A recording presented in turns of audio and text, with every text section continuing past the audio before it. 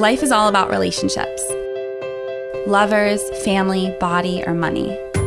How satisfied you are can be completely explained by how you relate to things around you. This is Sophie Jaffe, and together with my husband, Dr. Adi Jaffe, we are here to explore and teach you how to maximize your relationships and achieve a happier life. Let's get ignited.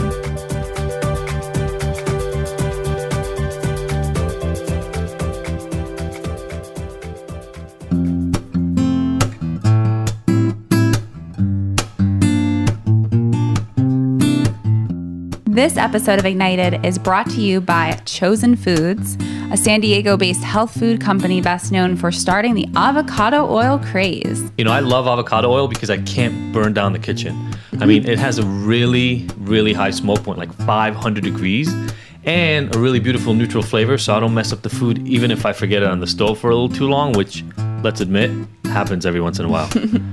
Chosen Foods offers a variety of healthy fats and clean label products like avocado oil mayo and avocado-based salad dressings, so yummy. And they're helping people on their wellness journey through the promotion of natural, real food made with clean label ingredients. So for 50% off your order of $10 and more, all you got to do is visit chosenfoods.com/ignited and use promo code IGNITED50. That's IGNTD 50 during checkout. Awesome.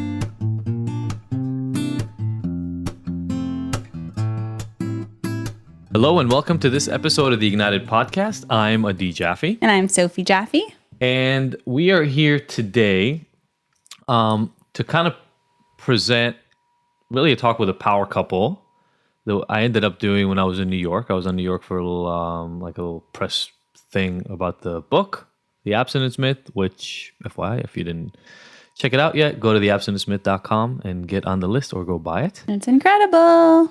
And I sat down with Jason and Colleen from MindBodyGreen, who we love so much. I've had a relationship with them for years and years. It started out with me just writing as a blogger for, and writer and contributing articles about health and wellness to MindBodyGreen. And in the last, 3 to 4 or 5 years, they have just blown up, and it's been such a fun thing to be a part of. Now I work on video content with them. We go on trips with them. I've taught for yoga for them for events, like you name it. They're just family, and it was just so cool that Adi got to go there. I wish I was there too for the conversation, but just so proud of them and honored to know them. Yeah, and I'd never been in the office, and that was amazing by itself. Like they have this beautiful office in Dumbo and in Brooklyn, and just kind of overlooking the river. It was a beautiful place, amazing to see all the work that they've done. And we really talked more about the process and the journey they've gone through. I mean, kind of like from Jason's health issues himself and how he got into this world to this place where they're now with 10 million visitors a month to their websites. It's amazing. Really, really cool and really beautiful story.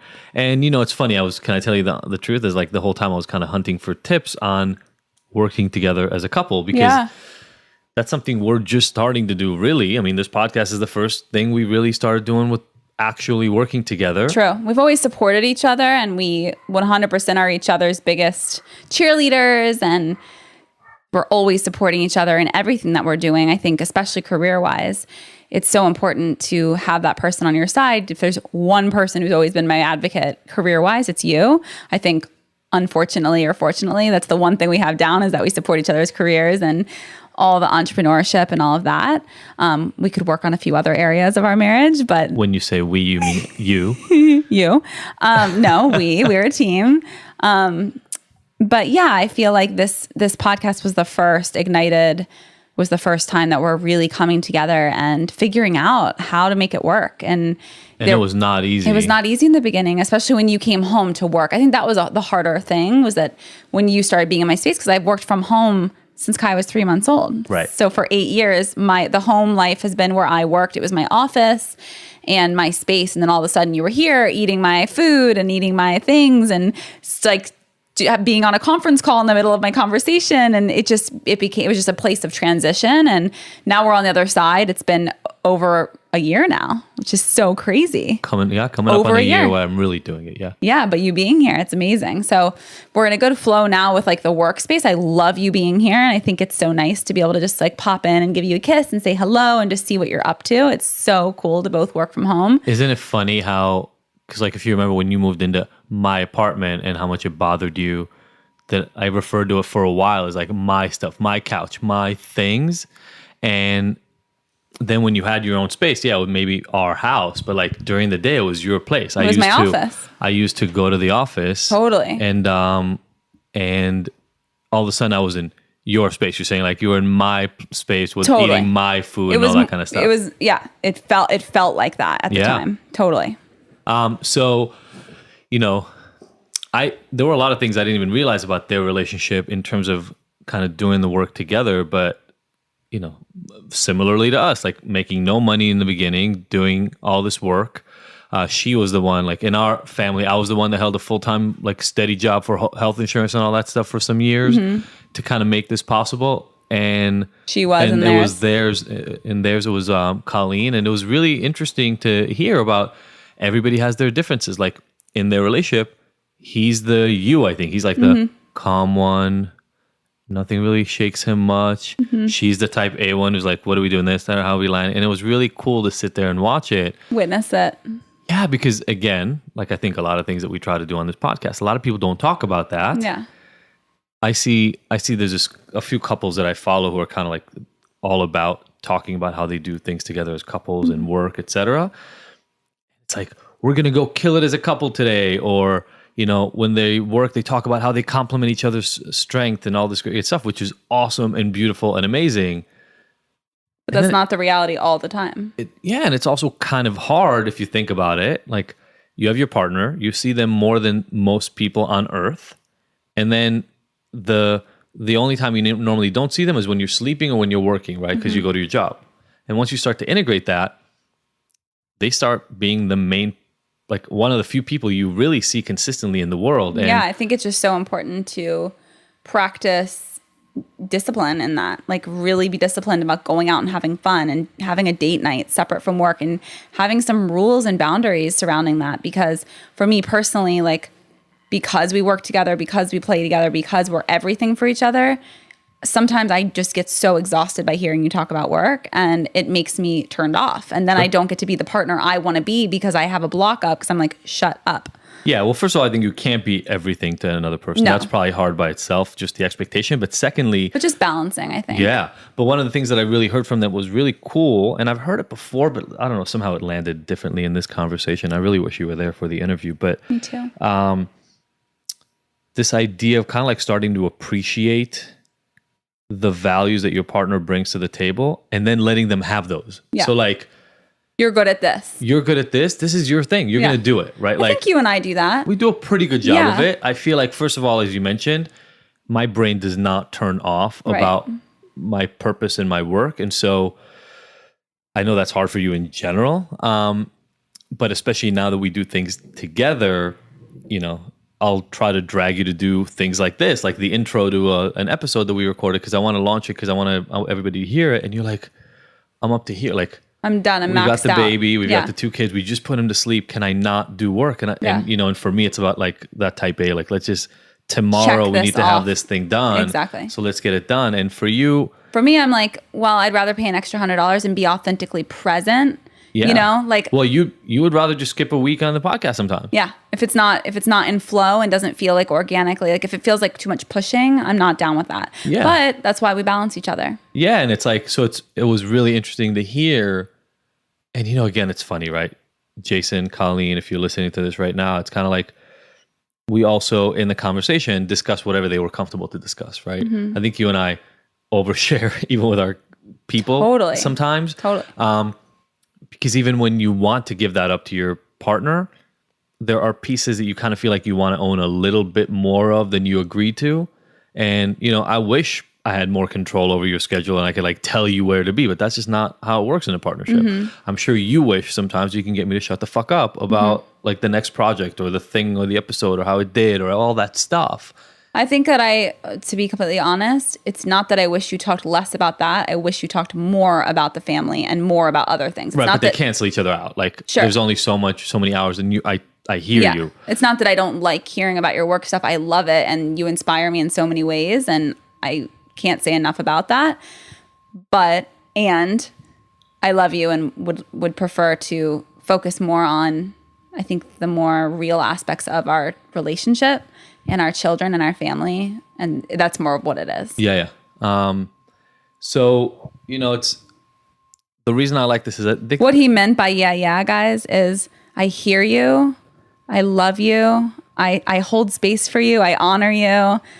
I love you so much. As he's like rushing me off from this conversation. Like, yeah. Anyway, moving back to work. I don't feel like I was rushing you out of it. What do you guys think? Is he rushing me out? give us DMs. Let's take a poll. How pushy was a D? Should we do a poll? I feel like, okay, now we got to do a poll. No, we'll do a poll. When this comes out, we're going to find out what you guys think. Was a D pushy? Was he being pushy to get back to his motive of work conversation and to stay on the track of this? Or was he really holding space for what I was saying? Did he even hear me? That's the next poll. Was he listening, or was he nodding his head? How many polls are we going to release with this episode? This episode is all polls. Were you listening? It's a listening test.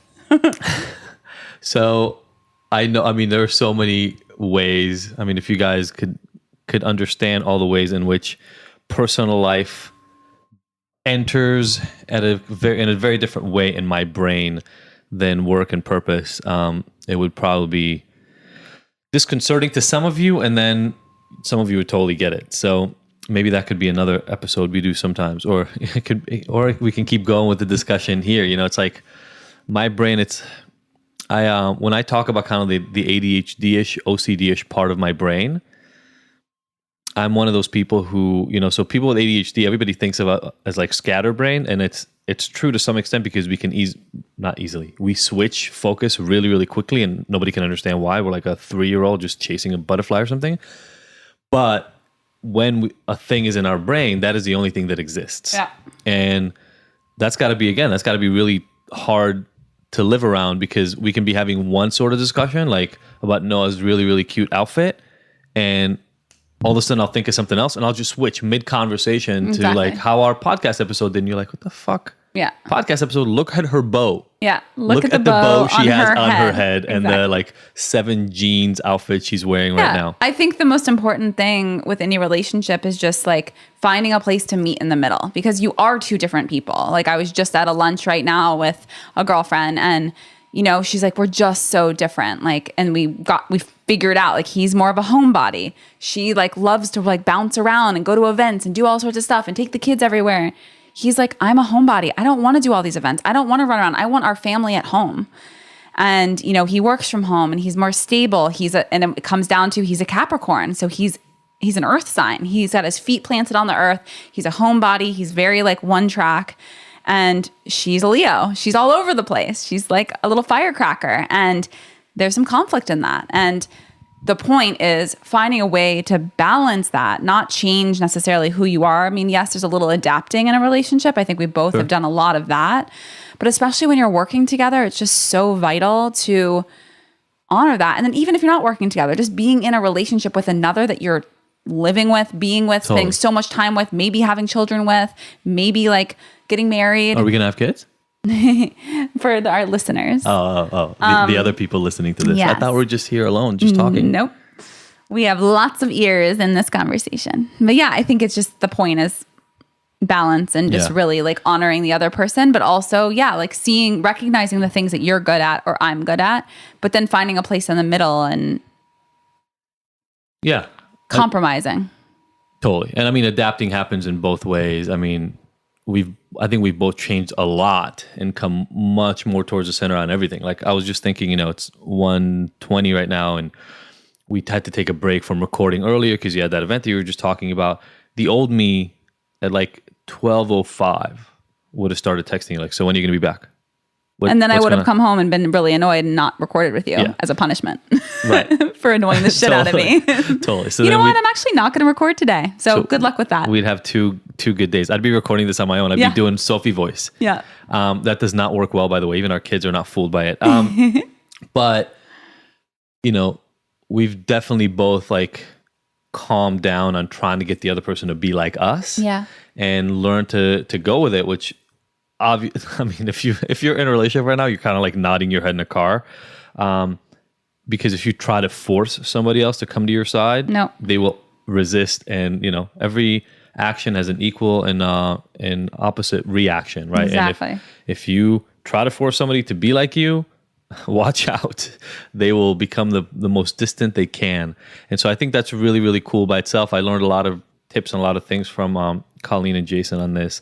And, what was really cool that I loved from both of them is really seeing how passion can turn to a real business and a real success, right? Just an idea. I mean, there was nothing like MindBodyGreen. MindBodyGreen was the first of them all. I mean, like I think Elephant Journal was around the same time, but that's a whole different beast.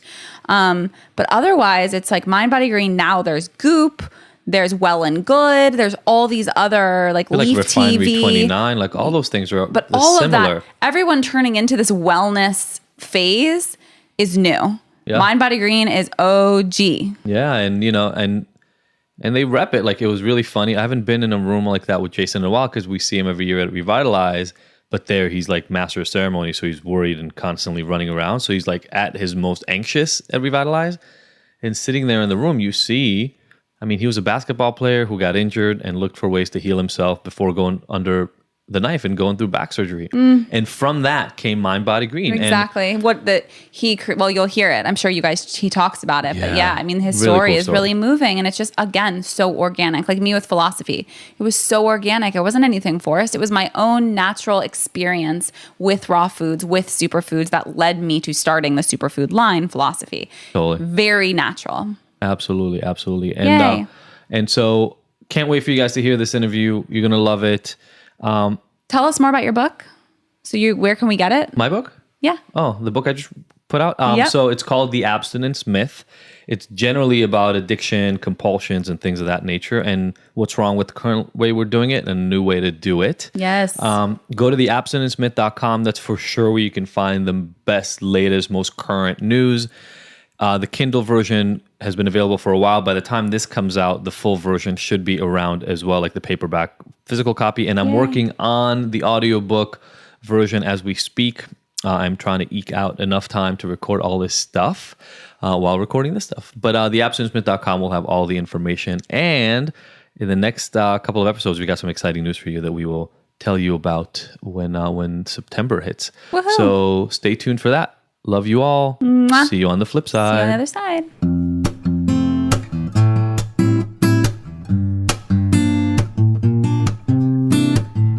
This episode of the Ignited podcast is brought to you by Philosophy Superfoods. The Philosophy offers cleanses and other nutritional products that are unlike any of the other supplements and detoxification programs on the market. Why? Because they actually nourish the body with whole, live, nutrient-rich foods instead of depriving you and leaving you hungry. Have you ever tried a cleanse only to find out that you can't make it through a whole day because you're starving? Ever try a superfood shake that made you nauseous because it was so disgusting you'd rather not eat? The Philosophy fix all that with a simple set of offerings that load up your body with nutrients while actually tasting good. Makes sense, right? Each of the Philosophy superfood and protein blends is vegan, raw, gluten-free, and has absolutely no filler ingredients. With over 15,000 satisfied customers, including some of the world's biggest celebrities like George Clooney, Gerard Butler, Lea Michele, and over 10 years of experience, this is the best stuff you can get. To buy some or find out more info, go to our website, thephilosophy.com. Hey, everybody, and welcome back to the Ignited Podcast. We're here in the conversation segment, and I'm all the way in Dumbo. And if you don't know that, I feel like Dumbo entered into the conversation when I was like 5, 6, 7 years. Nobody knew what Dumbo was before that. We're in Brooklyn. I'm so happy to have Jason and Colleen here from MindBodyGreen.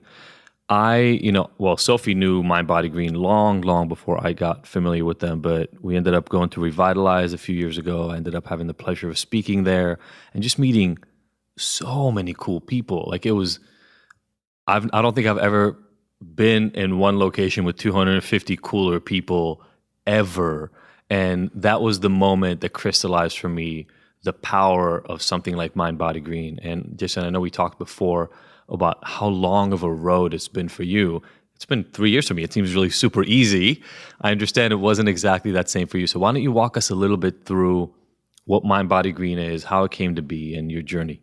Sure. Well, thank you for the kind words. We love you and Sophie, and we're glad you're part of our community and the family here, and we're honored to be here with you. So thank you.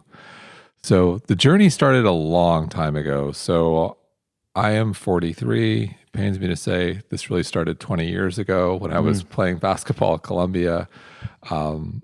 Back then, there weren't startups. Wellness wasn't a thing. You did a couple things if you were graduating and didn't really have money, didn't grow up with money, and had a lot of college debt, no scholarships in the Ivy League. So it was either become a doctor, and I had no grades, or aptitude for science, become a lawyer, go to law school. Once again, I had no grades. Or if you had none of the above, you went to Wall Street. So I became an equities trader. That's what a lot of ex-athletes did. I love the competitiveness of it. I love the idea of being able to have some freedom financially and pay off my college debt. So I did that. Was fortunate enough to pay off debt. And 9/11 happened. And like a lot of New Yorkers at the time, I was deeply affected by that event and just started to think about doing other things. And so soon after I left, I became an entrepreneur and was on a long journey, which really was on for almost 7 years. And that journey was part of a couple of startups, which ended up failing. The cliche is true. You actually learn more from your failures than your successes. And found myself in 2008 running a startup. It was actually an organic chocolate chip cookie company that was in every Whole Foods market in the country. Company wasn't doing well at the time and flew over 100,000 miles domestic. I'm 6'7". Just imagine what that looks like in a coach seat. It is not pretty. And so old basketball injury combined with stress, flying. I had 2 extruded discs in my lower back, L4, L5, S1, pressing on my sciatic nerve, excruciating sciatica. I couldn't walk. My right leg was like a lightning rod. It was really tough. And walking is like walking in a city is like one of my favorite things to do in the world. And went to a doctor. He said, you need back surgery, not negotiable, and nothing against surgery, but generally see it as a last resort. And the success rates with back surgery actually are not quite good. If you're a basketball fan, just ask Steve Kerr, the coach of the Golden State Warriors. Like he's still not over it. Yeah. So at any rate, sought a second opinion. That doctor said the same thing. He said, you need back surgery. And it was almost like an afterthought where he's like, maybe some therapy or yoga is worth a shot, but you still need surgery. And so I was with Colleen at the time. We were dating and Colleen was into yoga. And I said, okay, I'll give this a shot. So I did some really light yoga, nothing crazy, 5 to 10 minutes, morning and evening. Oh, wow. Started to feel better. Like, okay. And I started to go down this rabbit hole, started to look at things like stress, sleep, nutrition. I was a guy back then. I've always been fit as an athlete, but I would say I haven't always been well. And so my idea of wellness was looking good in the mirror. And clearly that wasn't working for me. It was falling apart. My diet back then, my idea of nutrition was steak and martinis. I ate so much steak in 1 year and drank enough martinis. My face is on the wall of the Palm Steakhouse in Midtown Manhattan next to Adam Sandler and Joe Namath. Congratulations for that. So you'll see what I look like at age 27. I'm on the wall. People go in there like, who's that jackass next to Sandler and Namath? Like, who is that guy? I feel like I'm going to the Palm tonight just to check out Jason's Midtown picture. West, 50th and 8th. Go in there. Love it. Some of the bartenders may still remember me. So at any rate, I started, I still eat meat, but now not as much, grass-fed, of course, and try to make sure there are no bad stuff in there, antibiotics and so forth. But started to eat more plants, started to look at the environment, how all these things were affecting my health, and made a lot of changes in my life. And yoga was Where are we time-wise right now? This is still 2008. This was like over a 6-month period. Cool. And so during this process, I healed. Like I never got back surgery, and we still fly a lot. We use miles to upgrade all the time. Like I just can't fit in a seat. No, you're a tall man. Sometimes I don't even fit in business. But at any rate, completely healed. And I was like, holy shit, everyone's got wellness wrong. Like true wellness is this blend of mental, physical, spiritual, emotional, and environmental well-being. And all these things are interconnected. MindBodyGreen, one word, not three. And the only people talking about this, we're on the west side of LA or Boulder, and it tended to be like a little new agey, crazy. All the print magazines back then were all about like 5-minute abs and right. more abs and this abs. And I was like, that's not it. And no one's really, talking about this in a way that's inclusive. And I think there's something here. Let's not, preach the choir of the converted who live on Abbot Kinney, but let's build a bigger church. And so that was the inspiration behind MindBodyGreen. Then in 2009, started with a blog post a day. For the, by their co-founders, Tim and Carver, kept their day jobs. They coded on the weekends. Colleen would help write blog posts on the weekends. But for 3 years, no salary. Yeah. We just got married in 2009. Colleen was definitely supporting me and supporting the business in many ways. And it was a stressful time, but we got through it. But that's the origin story. I love, there's so many things that I love to this. First of all, the accidental discovery, right? I find that a lot of people that are passionate about what it is they end up doing for work, and I'm a huge supporter. Not everybody thinks you have to have passion into your daily endeavor, whatever it is you do daily. But I find that people who discovered accidentally what works for them, literally what works for them, and kind of had their own revelation in life, become these these pseudo martyrs, right? Like taking on a 3-year daily that was not job. The plan. No, I thought it'd be it. like 3 months. I get it. And people always say like, you should ask yourself, like, would you do this for free? Like, you're passionate about it. I'm like, yeah, I did it for 3 years for free. But and the plan is never to do it like that. And yet here we are, and I want to hear Colleen. So Colleen, you were involved from the beginning, it sounds like, but maybe on the weekends. And having a husband-wife team working this closely together, we talked about it before, is the easiest thing ever. Super easy. It never brings up conflict, because what husbands and wives want to spend every single moment of every single day together, having to make literally lifelong decisions about business, kids, what to eat, where to live, etc., based all in each other's lives constantly. So I'm wondering, how did that come in for you? Like, you were involved, it sounds like, from the beginning in some way, but you were also supporting the family. What was that journey like to say, okay, I'm going to go all in? I think we learned so much about ourselves and how we're different and how, in many ways, we're complementary. Jason has a very different financial risk threshold than I do. And MindBodyGreen wouldn't be able to exist if I didn't have a very corporate, steady job with health insurance to support the family for those first 3 years. It wasn't the sexiest thing. It was kind of, a tough part in our relationship, because I'd come home from work and be like, well, I just worked a really hard day, had some, tough meetings. And he'd be like, well, I interviewed this amazing yoga person. Right. I interviewed Frank Lipman today and got to meet all these people. So it was really hard. And, we didn't know when the business would reach a point of profitability or even be able to, start paying a small salary. And I think we had to learn a lot about, our differences through that and kind of how we see the world. Jason has so much optimism kind of running through his brains, and he had to see the business and, financial wellness through my eyes. And it helped us really understand each other better. And now I think our perspectives on it have kind of moved towards the center, towards each other, where we both have, maybe an innate difference, but we've understood and recognized each other's preferences and how our worldviews are different. And it's, definitely a hard thing to get through as a couple, but I think if you can get through something like that, you're, in such a better position afterwards. Yeah, and I think what's amazing is, look, I would say probably every couple ends up finding areas of life where they have to do that because they come from different sides of the spectrum. Totally. I mean, it could be about sex, it could be about money, it could be about work, it could be about what to eat, it could be about all these different topics. there's the added pressure that you've got co-founders and you've got financial well-being here. It's not just about what do we do, but rather the lives of people around us as well. Do you mind walking us through? I mean, that sounded really easy.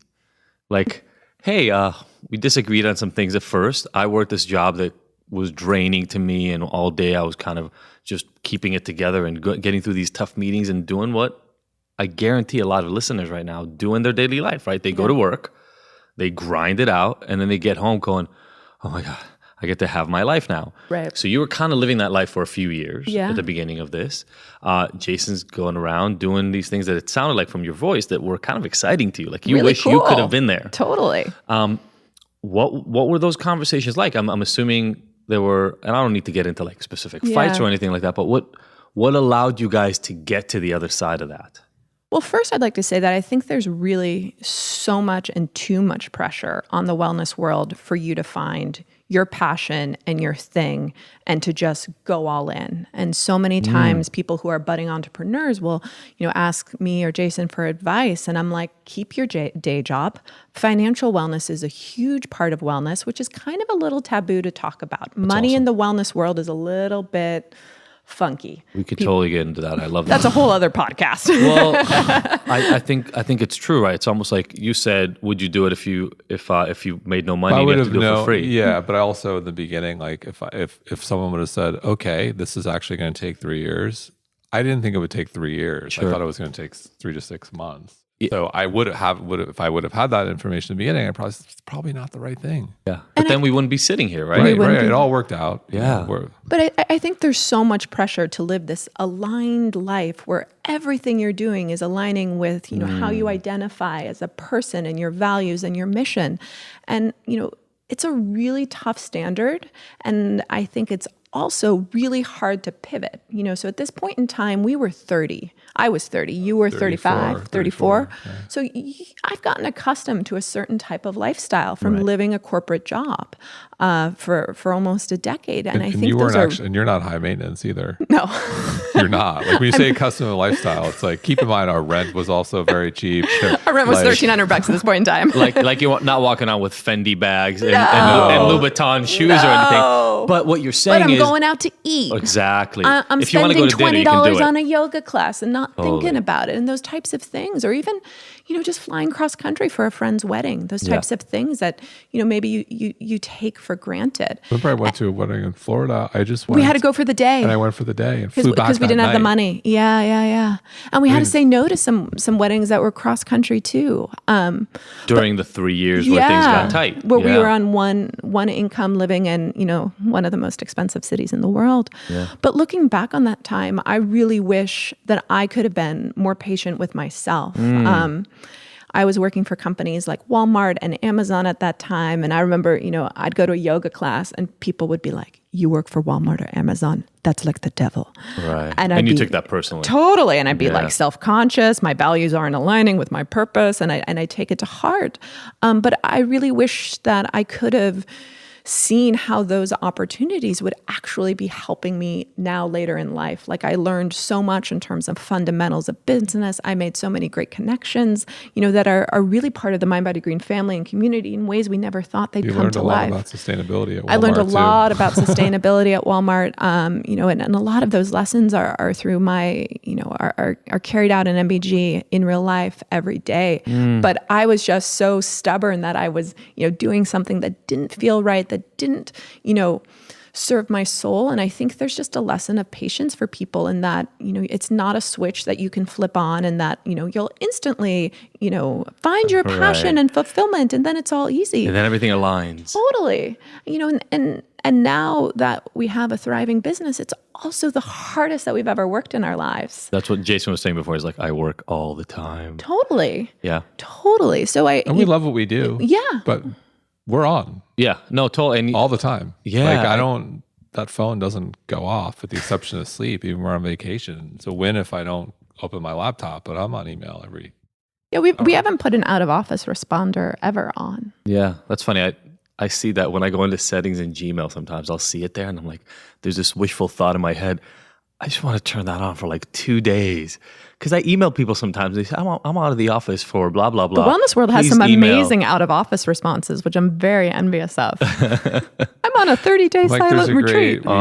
We had Adam Lowry, the founder of Method, and then also Ripple Foods, the plant-based milk that everyone loves. And we talked about work-life balance. He had this great line, which we use all the time now because it totally rings true, is he's like, I failed at work-life balance.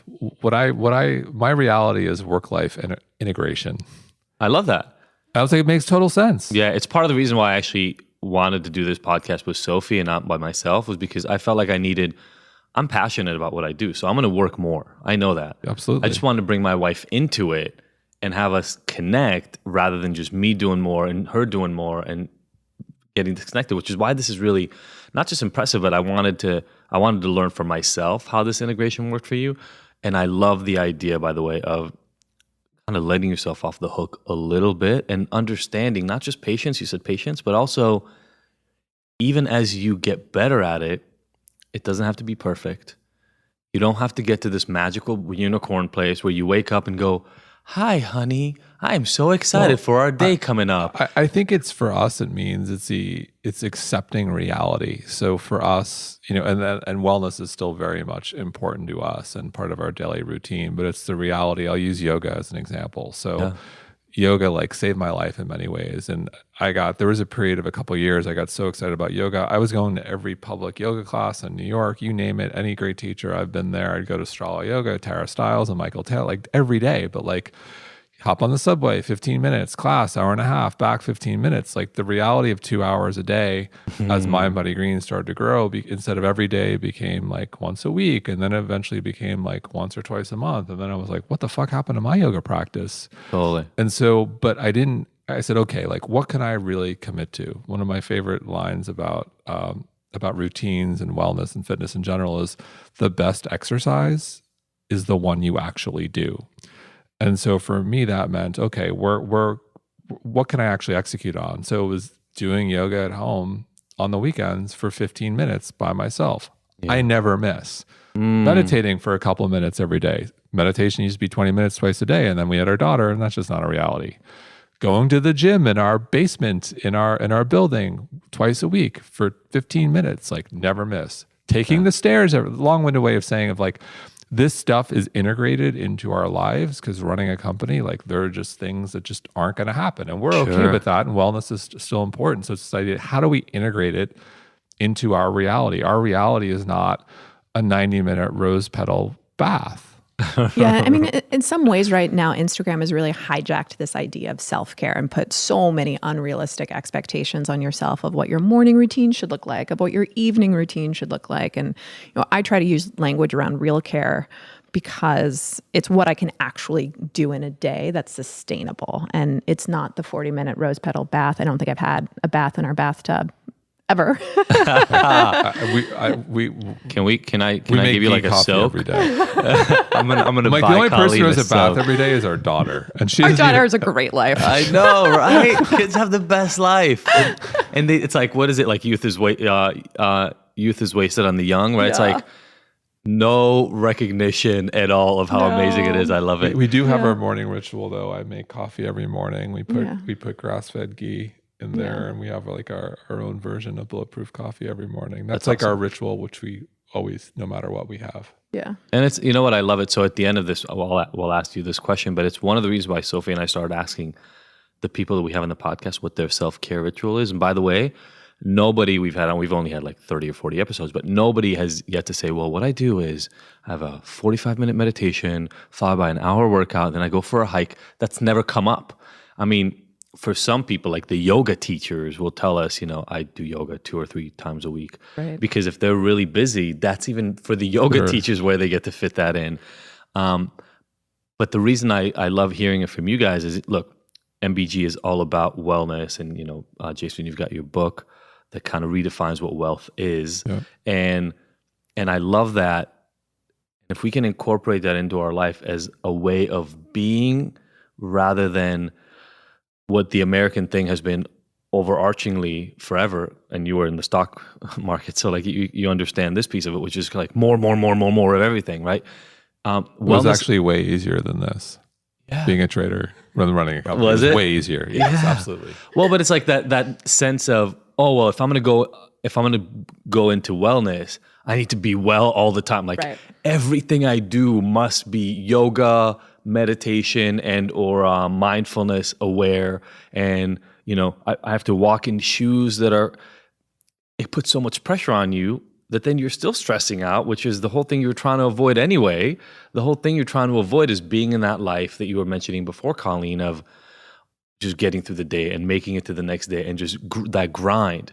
You can turn wellness into that same grind if you lose yourself a little bit in it. You put too much pressure on yourself to be well. And I think I got a great line from Erica Chidi Cohen, who's a doula out in your neck of the woods, that you really need to think about the ROI of your self-care.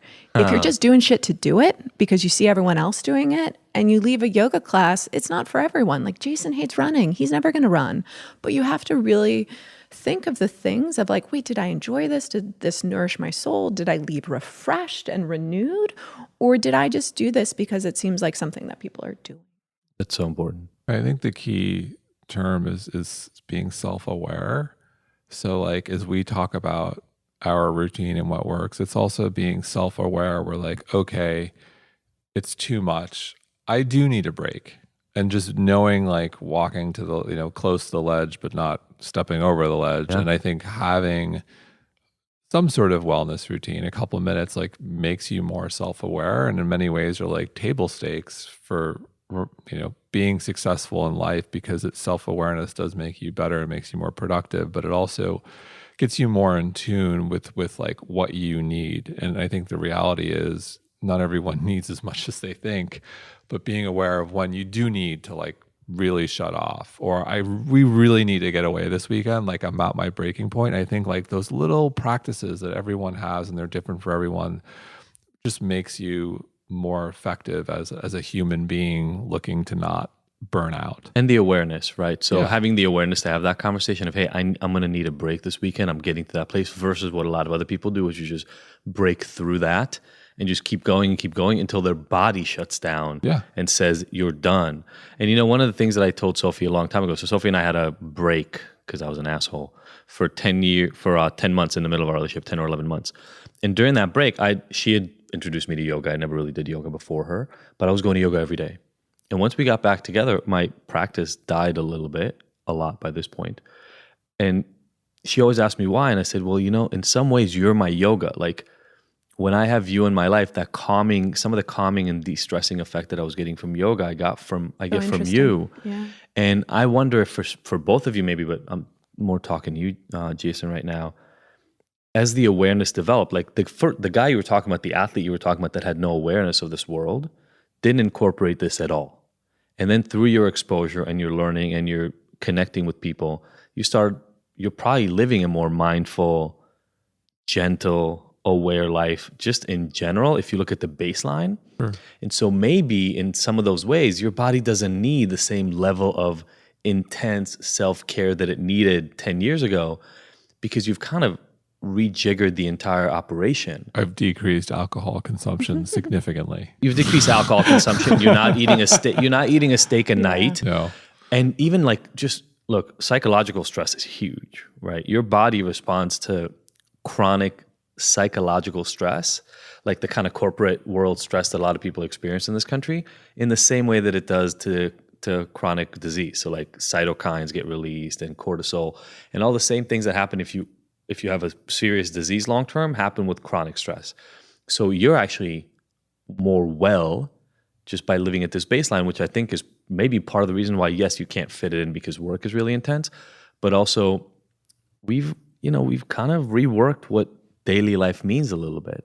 Sure. Although I would say stress for both of us is probably up significantly, except from your prior career and me. But I think the difference is, and we say this a lot, like you can't reduce stress, you can manage stress. So like even though it's like to your point with the baseline, stress levels have probably come up, we're better at managing it. Yeah. And have the tools. Because like stress, you can't say like, I'm going to reduce stress. It's like, what? It's not something you put in a box. Like You just have to find tools to manage it. Yeah, and even when I was a super, junior employee in a corporate world, I felt the stress of the entire company and my role in it on my shoulders in the same way in which, we're now responsible for all of the people in this building, which should be a lot more, physical stress. But, I've learned you just have to adapt and evolve because stress in some kind is always going to be there following you. The perspective changed. Perfect. You are who you are. If you're competitive and you want to do well and you want to help people, it's like that stuff doesn't go away. Yeah. It never will. Were you this calm when you were playing basketball? Yes and no. It's like, we manifest our stress very differently. Yeah. Do you? Oh, yeah. Oh, like in what ways? I want to hear. I do think that Jason has like undercurrents of calm running through him, which is, a really great skill to have as a CEO in a very fast changing dynamic environment. Every industry out there right now, I feel like is going through massive change. And I think no matter what's thrown his way, he has, elements of calm that are running through him. What I'm personally working on is like my face and body is a transparent transmitter of every emotion I have. I have no poker face. So in some ways it's great in that you always know what's going on in my brain. Right. There's no passive aggressiveness, like transparent. It's just there. That's awesome. But there's things that I can, learn from Jason's perspective and having a little bit more of a poker face and, moving through some of this. Like we know there's always going to be waves, but how do we just move through it a little bit more gently, a little bit more gracefully. Or ease. With a little more ease. That was my, at Revitalize this year, everyone was able to have an intention word and mine was ease. That's my mantra for this year. That's awesome. You said, so this is one of those things you mentioned at the beginning, that you found your differences and your similarities and your strengths and relative kind of ways to fit in to be able to do this. And I mean, now you both have a full-time job in an organization that you're both in. And so, a lot, not only are you involved literally sitting in the same room doing things together a lot, but I'm assuming there are a lot of discussions, really meaningful discussions that affect, as you mentioned, all the employees and all the followers of MBG and everything together. What are some of the relative, you talked about the calmness versus the transparency that you offer. What are some of the other ways that you found you complement and offset each other? And how did you get to the place where you felt okay with, hey, we're not going to be the same. We're not going to operate the same way, but we figured out how to make it jive?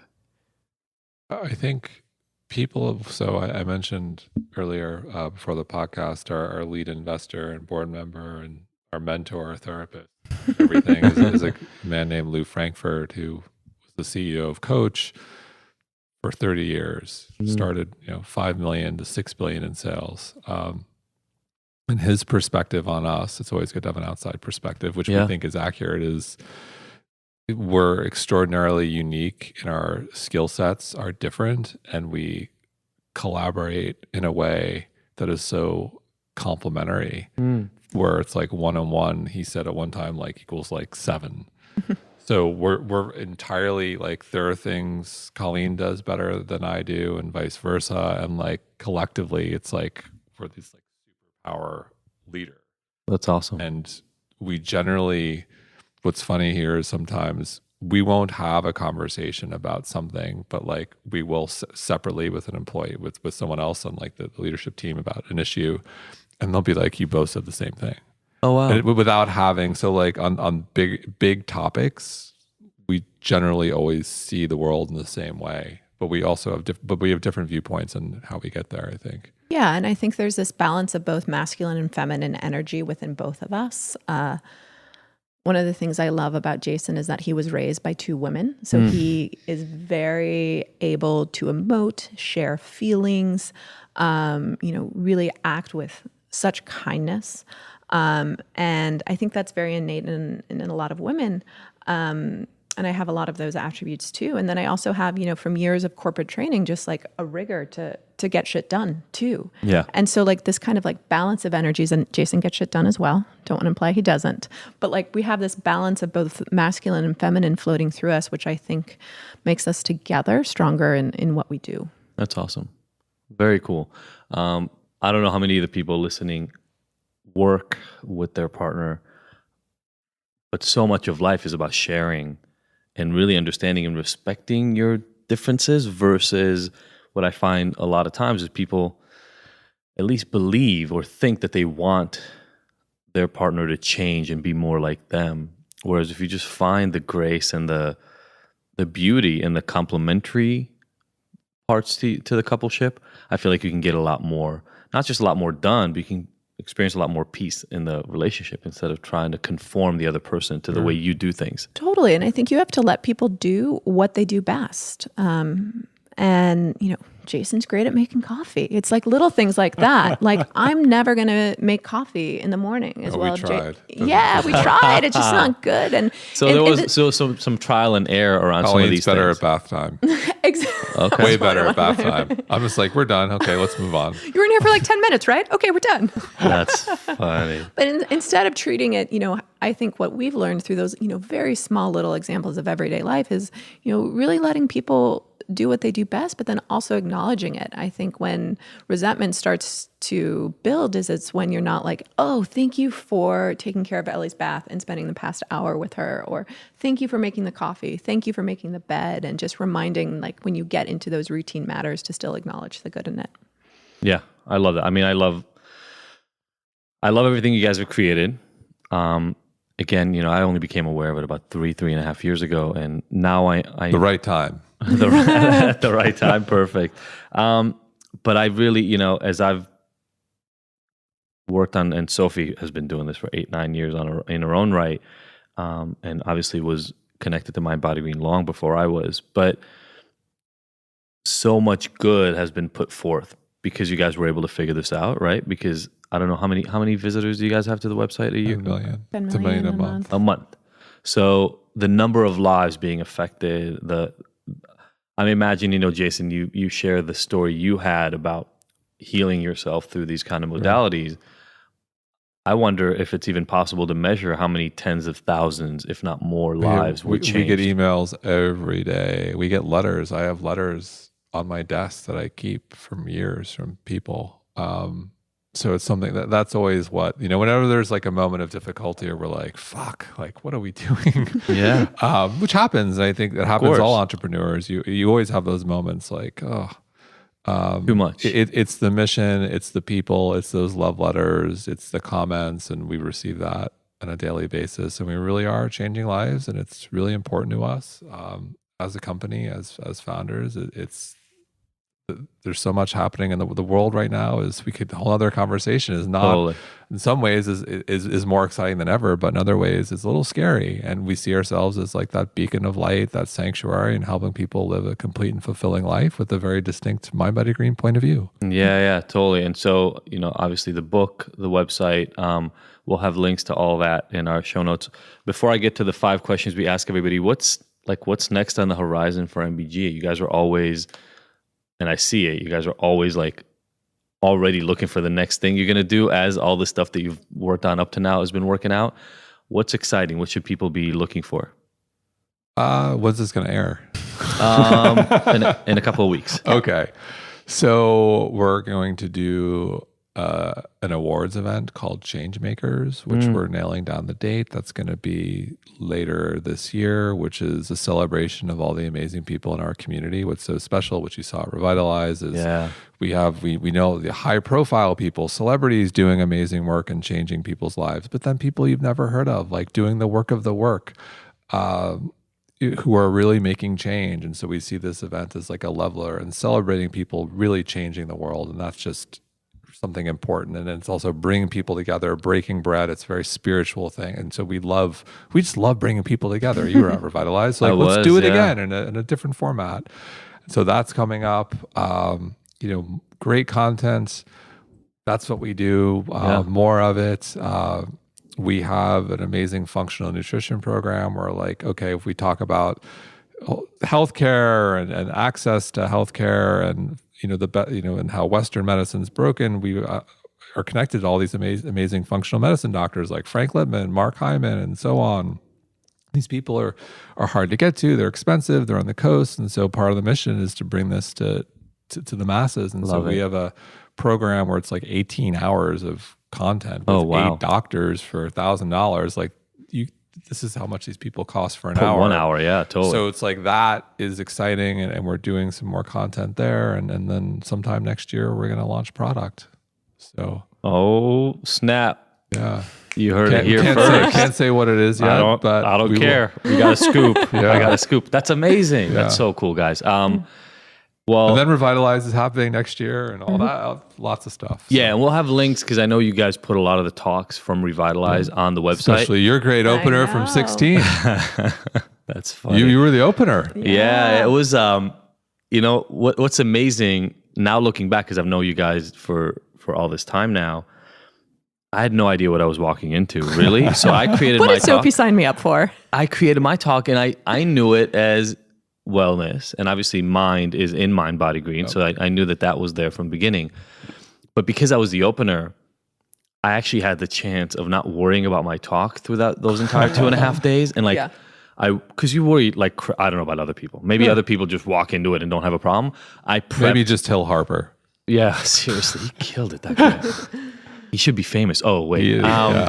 So I was like worried all the way until I walk on stage, and everything was fine and it went great. And then I get to just connect to, like, I think maybe that's why I felt like the 250, I had conversations around the pool and around the dinner table in that place. Literally when the thing was over, I was like, Sophie, do we have to leave? Like, is there a way to just keep these people locked in here for another week? Because you guys got, and I think because you curate even the people who show up to that thing, you got these people all the way from Mark Hyman and Lipman and like all these amazing people from the medicine side to yoga teachers to Shaman Durek and like all these. I mean, it was such a wide swath that you cut through, not even just wellness, but like wellness, awareness, everything. And so I met, Melissa Hartwig, we met there. It was the number of incredible conversations that we had in 2.5 days was just ridiculous, and it just keeps repeating. So we'll have links so people can watch those videos, because you don't get, you said access to physicians. That's great by itself, but you don't get, there's so much information coming at you nowadays. It's even hard to know what to pay attention to. Sure. But we all want that inspiration. We all want the really good stuff, the stuff that works. And so that's what I love about that event. And I know you'll have it again I feel like it just happened because Noah was born, and so Sophie and I were in like a weird vortex of having kids. But so we didn't go this year, but we can't wait for next year, and I'm really, really excited. You ready for the 5 questions? Sure. All right. So you can answer them in tandem. You can answer them separately, however. Cool. But the first one is, what is the best advice you've ever gotten? I would say, I forgot who said it. Maybe it was Lou. Your problems don't go away; they just change. That's a good one. I'll go with that. Your problems don't go away; they just change. So your problems have changed a little bit in the last 10 years. Yeah, I think when you're growing a business, people say like, oh, if I just get to this dollar amount in revenue or this, that'll be better. It's like no, it just changes. Yeah, it doesn't matter. Every business of whatever scale, they all have problems. Yeah, change is the only constant, right? Yeah. Okay. Next one. What has been your proudest moment to date? Birth of our daughter, Ellie. Yeah. She's so cute. Really is. She's delicious. Oh, how old is she now? 19 months. And we had a long journey. You talk about stress of financial wellness, a long, hard fertility journey, which I think makes us like love that luscious, delicious girl even more. Yeah. And professionally, we always just love Revitalize in our events, and bringing our community together is really having Ellie has definitely evolved, our perspective on wellness and on MindBodyGreen. And we're going to be doing a lot more around this idea of mostly, in quotes, mindful parenting. We're not striving for perfection here. Yeah. We're the first to say on a cross-country flight, our daughter is getting a pack. She gets lots of packs. Yeah. And just having balance, even as it relates to your parenting. Awesome. Cool. Yeah, it's interesting, right? Once you enter into the world, to that foray, you get to start doing work in that space, which is really cool. Yeah. Okay. On the flip side, what's been your most difficult moment to date? God, I think the early days were hard. They were definitely hard. Is there a day that you remember kind of walking in and going like, shit, I think this is fucking done? So many days. And there's still moments in the process where you're like, oh, like, you know, I think any entrepreneur is honest will say like those moments happen. Like when Jason said there was a 3 to 6 month kind of horizon of when we thought MindBodyGreen would be a success, we'd start creating benchmarks and then missing them, but there would always be that glimmer of hope that would make you think, oh, I still, for whatever reason, even though it makes no sense, have to keep on going. You're feeling it, you're seeing it. And that was a hard 3 years. Yeah. Okay. We talked about this and how difficult it is, but what is your self-care ritual? You talked about your morning coffee sort of thing. What do you do to make sure you're balanced? So for me, I'm the king of the 10 minutes. So I'll meditate. That's actually less than 10 minutes daily. I walk everywhere. I take the stairs everywhere. Like I try to get 10,000 steps. I love walking. It's one of my favorite things to do. I go to the gym in the basement of our apartment building a couple days a week. I do yoga on the weekends. I try to practice mindfulness when I can, when walking. I try to like do some breath work, you know, inhale for 2, exhale for 4. I try to incorporate it, and I eat really pretty clean. So that like works for me now. And I also believe in what works for you today may not work for you tomorrow. So like this is working me for right now at age 43. And I feel pretty good, and we'll see what happens. But you have to be open to adapting. Very cool. Eating well, but balance with that is kind of the core of how we live. I'm a huge believer in the power of sleep, which the irony of, you know, I think the average new parent loses about 800 hours of sleep in the first year, but I think it's really important to try to get it. Fitness has been replaced by stroller walks with my daughter, where I can kind of kill 2 birds with 1 stone, move, and also spend time with her, which is kind of, you know, the best of both worlds. Yeah. And something that we really try to do is get out of wellness. We spend a lot of time thinking about wellness and, you know, how do we, even if it's like checking out a new Netflix show, going to a new restaurant, making sure that we're doing things outside of what we spend so much of our mind share on. Especially because you work together, right? Totally. So it's like you're both in that space in your head all day. And even just to be able to, you know, be at your highest creatively, you need to get out of it. Okay, and then the last one, you know, the podcast is called Ignited. What gets you too ignited? The mission. You know, it's those love letters, the thank yous. It's seeing the change we're making, seeing the world we live in and how there's still a lot of room for us to make change, to inspire people, to change the conversation. And so I think it's the mission that really has us inspired and excited to go to work every day. Yeah.